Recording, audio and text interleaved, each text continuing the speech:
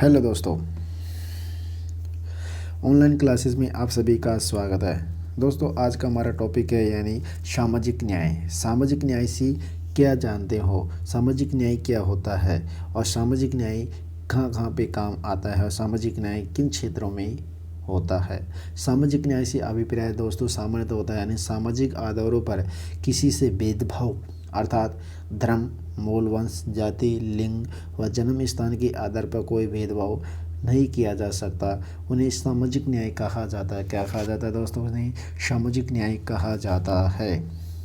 यानी धर्म, मूल, वंश, जाति, लिंग, जन्म स्थान आदि के आधार पर किसी से भेदभाव नहीं किया जा सकता, उन्हें सामाजिक न्याय कहा जाता है। क्या कहा जाता है? यानी सामाजिक न्याय कहा जाता है। और सामाजिक न्याय वो होता है जो अन्य समाज के अन्य सामाजिक आधारों पर जो नागरिकों के साथ या किसी के साथ सामाजिक आधारों पर कोई भेदभाव किया जाए, वह सामाजिक न्याय नहीं होता। वो अपनी सामाजिक न्याय के लिए वो किसी भी स्थान पर लड़ सकता है। भारत में संविधान की प्रस्तावना में शासन प्रणाली के 3 लक्ष्य बताए गए हैं। कितने लक्ष्य बताए गए दोस्तों?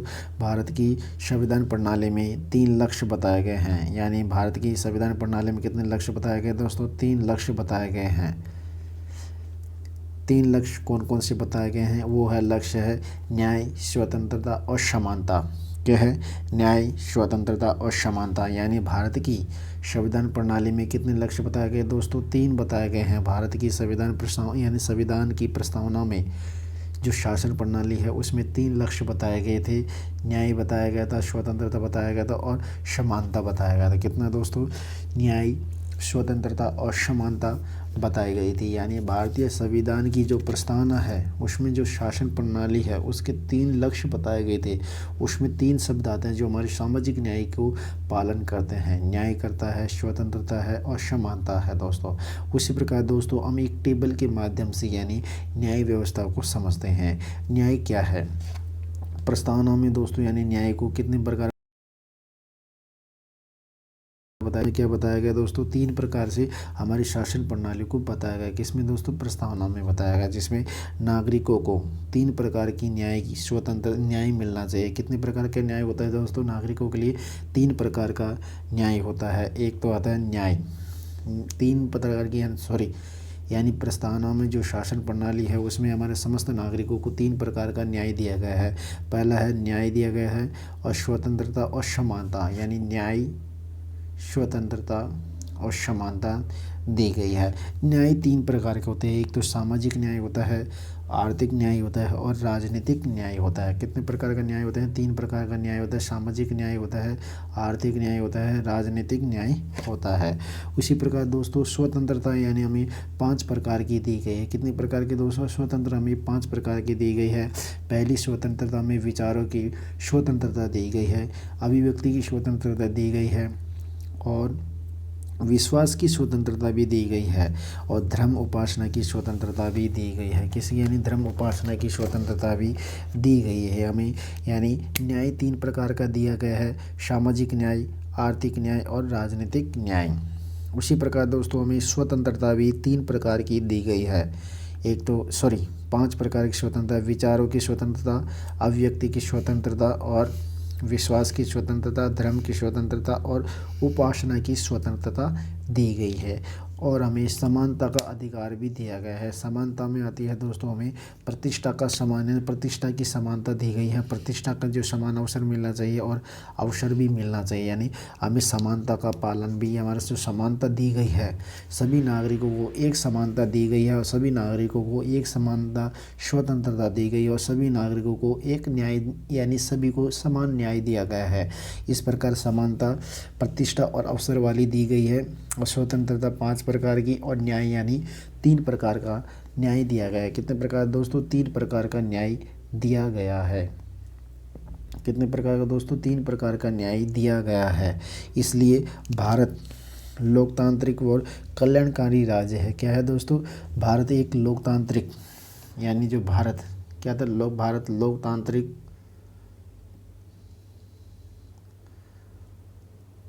भारत एक लोकतांत्रिक है और एक कल्याणकारी राज्य। क्या है दोस्तों? कल्याणकारी। यानी भारत लोकतांत्रिक और कल्याणकारी राज्य है, जिसे सामाजिक और आर्थिक न्याय और लोकतांत्रिक मूल्य होने के कारण भारत को, यानी सामाजिक और आर्थिक न्याय होने के कारण भारत एक लोक कल्याणकारी और लोकतांत्रिक राज्य है। और इसमें सामाजिक और न्याय आर्थिक होने के सामाजिक न्याय व आर्थिक न्याय होने के कारण इन्हें, या राजनीतिक न्याय होने के कारण सभी नागरिकों को उपलब्ध करवाने का कौन करता काम? ये सरकार काम करती है। कौन करती है दोस्तों? सरकार काम करती है। इसलिए संविधान में निम्नलिखित उपबंध या नागरिकों को सामाजिक न्याय उपलब्ध कराए गए हैं। क्या कराए गए हैं? सामाजिक न्याय उपलब्ध किसके द्वारा कराए गए हैं? सरकार के द्वारा उपलब्ध कराए गए हैं। दोस्तों हमारे संविधान में सामाजिक न्याय यानी विभिन्न उपलब्ध कराए गए हैं। उसी प्रकार दोस्तों हमारे संविधान में आता है प्रस्तावना। प्रस्तावना के आधार पर दोस्तों आने में सामाजिक न्याय, जो सामाजिक न्याय को सरकार के द्वारा लक्ष्य बताया गया है। क्या बताया गया? हमारे प्रस्तावना में जो सामाजिक न्याय है, यानी प्रस्तावना में सामाजिक न्याय को यानी सरकार का लक्ष्य बताया गया है। क्या बताया गया है? लक्ष्य बताया गया है सरकार का। सामाजिक न्याय को सरकार का लक्ष्य बताया गया है। क्या बताया गया दोस्तों? सरकार का लक्ष्य बताया गया है। अनुच्छेद और जो हमारे मूल अधिकारों में क्या पता लगता है, यानी जो प्रस्तावना में सामाजिक न्याय को सरकार का लक्ष्य बताया गया है, उसी प्रकार दोस्तों मूल अधिकारों में यानी निम्न अनुच्छेद सामाजिक न्याय की स्थापना करते हैं। वो हमारे मूल अधिकारों में, नागरिकों के मूल अधिकारों में सामाजिक न्याय के निम्न अनुच्छेद क्या करते हैं? स्थापना करते हैं। कौन सी? सामाजिक न्याय की करते हैं। इसी के लिए दोस्तों पहला अनुच्छेद आता है हमारा 14, जो बिना किसी भेदभाव के या बिना किसी जाति, धर्म, मूल, वंश या लिंग, जन्म स्थान आदि के आधार पर भेदभाव किए बिना कानूनी सुरक्षा उपलब्ध करवाता है। यानी हमें कानूनी की क्या सुरक्षा उपलब्ध कर, जो बिना किसी जाति, लिंग भेद, धर्म, मूल, वंश आदि के स्थान पर यानी किसी को कानून भेदभाव नहीं कर सकता और कानून सुरक्षा उपलब्ध करवाता है। क्या करवाता है दोस्तों? सुरक्षा उपलब्ध करवाता है। ये हमारे आता है अनुच्छेद 14 में। कौन सा दोस्तों? अनुच्छेद 14 में आता है। किस में आता है दोस्तों? अनुच्छेद 14 में आता है। उसी प्रकार दोस्तों अनुच्छेद 15 जो हमारे यानी सामाजिक न्याय में आता है, जो राज्य या नागरिक किसी नागरिक के साथ, यानी राज्य या फिर नागरिक किसी अन्य नागरिक के साथ धर्म, मूल, वंश, जाति, लिंग और जन्म स्थान के आधार पर भेदभाव से रोकता है। यानी जाति, धर्म, लिंग, वंश आदि के आधार पर किसी राज्य या नागरिक अन्य नागरिक के साथ भेदभाव नहीं कर सकता। किसके आधार पर? केवल जाति और मूल, वंश व जाति, लिंग व लिंग के आधार पर, जाति, लिंग व धर्म स्थान, मूल, वंश के आधार पर कोई भेदभाव नहीं कर सकता। अर्थात यह मूल अधिकार नागरिकों के, राज्य व व्यक्ति के दोनों के विरुद्ध है। क्या है? राज्य व व्यक्ति, नागरिक दोनों के विरुद्ध। कौन सा? यह मूल अधिकार किसके विरुद्ध है? नागरिकों को राज्य व व्यक्ति दोनों के विरुद्ध प्राप्त है दोस्तों। उसी प्रकार दोस्तों हमारा अगला आता है यानी लोक नियोजन में यानी सभी नागरिकों को समान अवसर उपलब्ध करवाना होता है। क्या करवाना होता है? अनुच्छेद 16 में लोक नियोजन में यानी सभी नागरिकों को समान अवसर उपलब्ध करवाना होता है। ये अर्थात किसी भी नागरिक को केवल जाति, धर्म, मूल, वंश, लिंग व जन्म स्थान या उद्भव और निवास के आधार पर भेदभाव नहीं किया जा सकता। क्या नहीं किया जा सकता दोस्तों?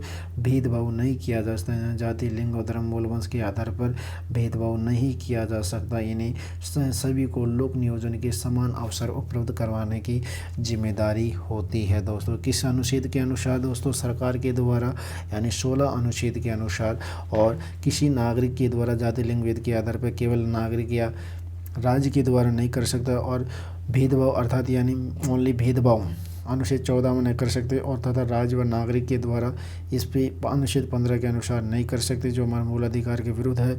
और लोक नियोजन को समानता के अवसर उपलब्ध होते हैं। लोक नियोजन पे जो विशेषकर धर्म, जाति और मूल, वंश व जन्म स्थान या उद्भव के निवास के आधार पर किसी नागरिक के साथ भेदभाव नहीं कर सकते। अर्थात सभी को सरकार के अधीन जो पद अवसर समानता उपलब्ध, सरकार के अधीन जो पद है उन्हें सभी को समान अवसर उपलब्ध होंगे। कितने दोस्तों? समान अवसर उपलब्ध होंगे दोस्तों। उसी प्रकार दोस्तों हमारा अनुच्छेद अगला आता है यानी 17 जो इस प्रस्ताव आता है। कौन सा? इस प्रस्ताव यानी किसी भी नागरिक के साथ या इस प्रस्ताव के आधार पर अयोग्यता को लागू नहीं कर सकता, वो अपराध होगा। इन्हें कानून के अनुसार दंडनीय दिया जाएगा। यानी इस प्रस्ताव का अंत किया गया है। अनुच्छेद 17 में इस प्रस्ताव का क्या किया गया दोस्तों? अंत किया गया है। अंत किया गया है, जिसमें यानी इस प्रस्ताव के आधार पर उत्पन्न अयोग्य लागू या अपराध को जो होगा उन्हें कानून के अनुसार क्या दिया जाएगा? दंड दिया जाएगा। क्या दिया जाएगा दोस्तों? दंड दिया जाएगा। यानी जिसने भी इस प्रस्ताव छुआछूत के आधार पर किसी के साथ भेदभाव किया, इस प्रस्ताव की, तो उन्हें दंड कानून के अनुसार दिया जाएगा। अनुच्छेद 13 में अनुच्छेद 23 दोस्तों हमारे शोषण के विरुद्ध हमारे न्याय अधिकार को दिलाता है। यानी शोषण के विरुद्ध क्या दिलाता है दोस्तों? यानी शोषण के विरुद्ध हमारे न्याय अधिकार को दिलाता है दोस्तों। क्या? अनुच्छेद 13 क्या है हमारे दोस्तों? अनुच्छेद 23 क्या है? जो मानवीय शोषण से सुरक्षा करे, यानी मानवीय शोषण से क्या गया? सुरक्षा की गई है। जो मानव के साथ दुर्व्यवहार और बलात्कार पर जो प्रतिबंध लगाया गया है, किस अनुच्छेद के अनुसार दोस्तों? जो हमारी मानवीय सुरक्षा की जाती है। यानी मानवीय सुरक्षा किसके द्वारा की जाती है? अनुच्छेद 23 के द्वारा मानवीय शोषण, मानव की शोषण की सुरक्षा किसके द्वारा? अनुच्छेद 23 के द्वारा की गई थी, जिसमें मानव दुर्व्यवहार और बलात्कार प्रतिबंध किया गया है। किसमें? मानव के साथ जो दुर्व्यवहार किया जाता है या फिर बलात्कार या मजदूरी की जाती है, उन पर दंडनीय कानून दिया जाएगा। उसी प्रकार अनुच्छेद 24 में दोस्तों बालकों के शोषण की सुरक्षा की गई। यानी जो बालक हैं, बालकों के शोषण की सुरक्षा किस में की गई दोस्तों? यानी अनुच्छेद 24 में की गई है, क्योंकि इसमें 14 वर्ष से कम आयु के बालकों को ऐसे कार्य नहीं कराया जा सकता जो कानून के विरुद्ध हो, इसलिए और उनकी यानी उनकी जान जोखिम में हो, इसलिए उन्हें अनुच्छेद 24 के अनुसार यानी प्रतिबंध लगाया गया है और बालकों के शोषण की सुरक्षा की गई है। और मनुष्य के शोषण की सुरक्षा किस में की गई है? अनुच्छेद 23 में की गई। उसी प्रकार दोस्तों हमारा आता है अनुच्छेद 29। कौन सा आता है दोस्तों? अनुच्छेद 29। ये भी हमारे सामाजिक न्याय की बात करता है। क्या करता है? हमारे सामाजिक न्याय की बात करता है, क्योंकि इसमें अल्पसंख्यक समुदाय के हितों की सुरक्षा की करता है। कौन? इसमें अल्पसंख्यक समुदाय के हितों की क्या करता है? सुरक्षा करता है। अर्थात भारत के राज्य क्षेत्र में रह रहा हुआ जो भी समुदाय जो अपनी भाषा और लिपि और संस्कृति के आधार पर सुरक्षित रखने का अधिकार है। यानी इसमें अल्पसंख्यक समुदाय की क्या करता है? सुरक्षा करता है, क्योंकि जिस समुदाय जो भारत में रह रहा है वो लिपि और भाषा और संस्कृति के आधार पर उन्हें सुरक्षित रखने का अधिकार है। उसका क्या है? उन्हें सुरक्षित रखने का अधिकार किस में दिया गया? अनुच्छेद 29 में दिया गया। एक्ट 29 में दिया गया। एक्ट कितने दिया गया? यानी अनुच्छेद 29 में बताया गया, जो हमारे सामाजिक न्याय की व्याख्या करता है। उसी प्रकार दोस्तों हमारा अगला अनुच्छेद आता है दोस्तों 30। कौन सा आता है? 30 जो भाषा और धार्मिक अल्पसंख्यक यानी भाषा और धार्मिक संख्या के आधार पर यानी भाषाई और धार्मिक अल्पसंख्यक समुदाय ने को अपनी इच्छानुसार शिक्षण संस्थाओं की स्थापना करने और उन्हें संचालित करने का अधिकार दिया गया है। यानी कौन? जो विभिन्न भाषाई या धार्मिक अल्पसंख्यक समुदाय होते हैं उन्हें अपनी इच्छा के अनुसार शिक्षण संस्था स्थापना करने की क्या दी गई? यानी शिक्षा संस्थानें खोलने की स्थापना और उन्हें संचालित करने का अधिकार दिया गया। क्या दिया गया उन्हें? यानी शिक्षा संस्थान यानी भाषाई और अल्पसंख्यक धार्मिक समुदाय, भाषाई और अल्पसंख्यक धार्मिक समुदाय को शिक्षा संस्थाएं के शोषण व इच्छानुसार चलाने की छूट दी गई है। और 29 में भाषा, लिपि और संस्कृति के आधार पर किसी समुदाय अल्पसंख्यक के साथ भेदभाव रखने की यह सुरक्षित करता है। उसी प्रकार दोस्तों हमारे भाग 4 के निम्न अनुसार यानी प्रावधान किया गया जो हमारे सामाजिक न्याय को स्थापना करते हैं। क्या करते हैं? भाग 4 के अनुसार विभिन्न प्रावधान किए गए हैं। उसमें हमारे भाग 4 के अनुसार क्या करते हैं? हमारे जो सामाजिक न्याय को क्या करते हैं? प्रावधान करते हैं इसके न्याय के अनुसार। दोस्तों भाग 4 में निम्न प्रावधान किए गए जो हमारे सामाजिक न्याय की क्या करते हैं दोस्तों? स्थापना करते हैं। किस में दोस्तों? भाग 4 में। सामाजिक न्याय की क्या करते हैं, स्थापना करते हैं दोस्तों। उसमें से सबसे पहले अनुच्छेद आता है हमारा 38। कौन सा आता है दोस्तों, 38 अनुच्छेद आता है, जो हमारे लोक कल्याण पर आधारित जो समाज का निर्माण करेगा, अर्थात प्रत्येक नागरिक को समान विकास के अवसर उपलब्ध कराएगा।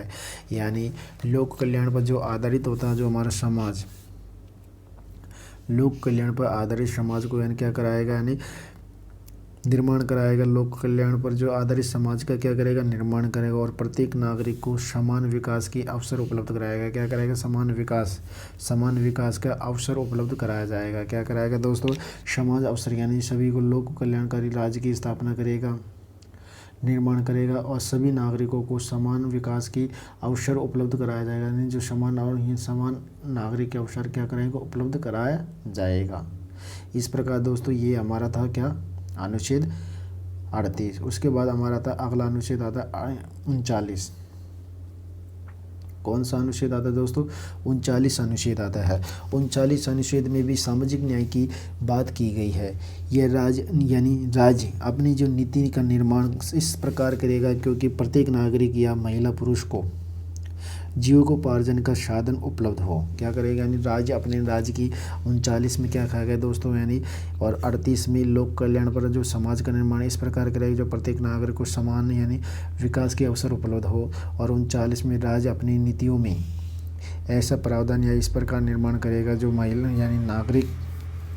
महिला व पुरुष को प्राप्त जो जीविकोपार्जन के साधन उपलब्ध हो। कौन से, यानी जीविकोपार्जन के क्या हो, साधन उपलब्ध हो। और महिला और पुरुष को समान कार्य के लिए समान वेतन मिले और समान प्रावधान किया गया है। किस में किया गया दोस्तों, अनुच्छेद 39 में किए गए हैं। किस में दोस्तों, अनुच्छेद 39 में किए गए हैं, जिसमें यानी जीविकोपार्जन, नागरिकों के लिए जीविकोपार्जन के लिए यानी राज्य एक ऐसी नीति बनाएगा यह संचालित करेगा या निर्माण करेगा जो नागरिकों के महिला और पुरुष को यानी जीविकोपार्जन के साथ साधन उपलब्ध हो और महिला और पुरुष को जो समान कार्य के लिए समान वेतन मिलने चाहिए। क्या नहीं, समान कार्य के लिए क्या मिले, समान वेतन मिलना चाहिए। समान कार्य के लिए समान वेतन मिले। इस प्रकार यानी उपरोक्त अनुच्छेदों में यानी वितरणात्मक न्याय प्रणाली की व्यवस्था की गई। किस में की गई है, ये दोनों अनुच्छेदों में 38 और 39 में वितरणात्मक न्याय की व्यवस्था की गई है। किसकी की गई है दोस्तों, वितरणात्मक से न्याय की व्याख्या की है। किसकी, यानी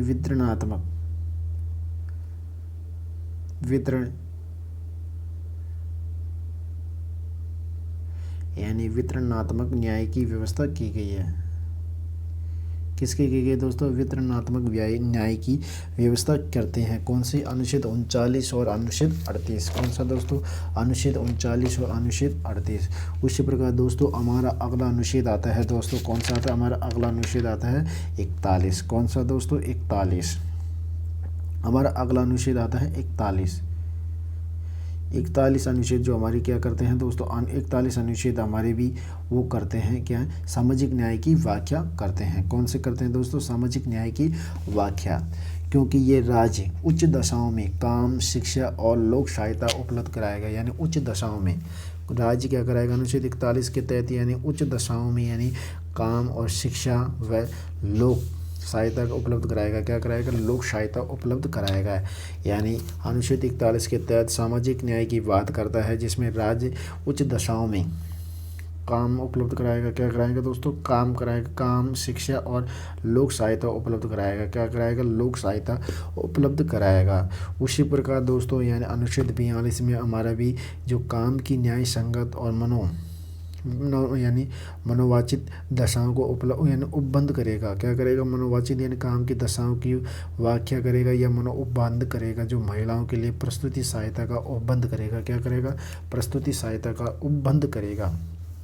क्या करेगा दोस्तों, प्रस्तुति सहायता का उपबंध करेगा। यानी अनुच्छेद 41 में उच्च दशाओं में काम और शिक्षा और लोक सहायता की क्या करेगा, उपलब्ध करता है। उसी प्रकार दोस्तों अनुच्छेद 42 काम की न्याय संगत, जो हमारा राज्य होता है वो न्याय संगत यानी काम की न्याय संगत और मनोचित दशाओं का उपबंध करेगा, जिससे महिलाएं के लिए प्रस्तुति सहायता उपबंध कर दिया जाए। यानी करेगा, क्या करेंगे, महिलाओं के लिए उपबंध करेगा, महिलाओं के लिए प्रस्तुति सहायता के लिए उपबंध करेगा। क्या करेगा दोस्तों, महिलाओं के लिए राज्य है ना जो काम की न्याय और मनोचित दशाओं का उपबंध करेगा। क्या करेगा? मनोचित दशाओं मनोचित दशाओं का क्या करेगा? उपबंध करेगा। क्या करेगा दोस्तों?